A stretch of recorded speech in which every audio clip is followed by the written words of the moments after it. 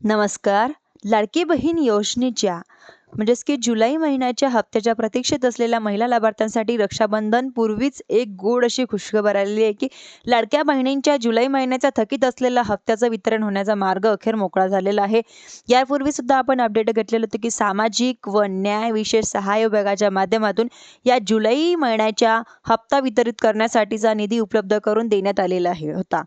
परंतु काही तांत्रिक कारणास्तव तो जी-आर अधिक्रमित करण्यात आलेला आहे आणि त्या जी-आरच्या माध्यमातून राज्य शासनाचा निधी वितरित करता आला नाही.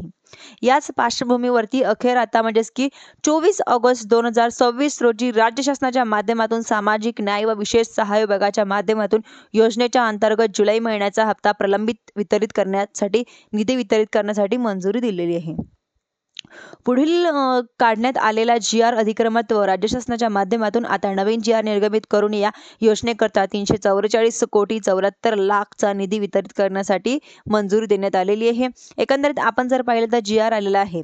साधारणपणे 1-2 दिवसांमध्ये की 25, 26, 27 तारखेच्या होमफुली या जुलै महिन्याच्या प्रलंबित असलेल्या हप्त्याचं वितरण हे महिला लाभार्थ्यांच्या खात्यांवरती वितरण केलं जाणार आणि जेणेकरून रक्षाबंधन पूर्वीच या महिलांच्या खात्यांमध्ये हा हप्ता वितरित केला जाणार. अशाच नवीन अपडेटसाठी तुम्ही माझ्या चॅनलला सबस्क्राईब करायला विसरू नका. धन्यवाद.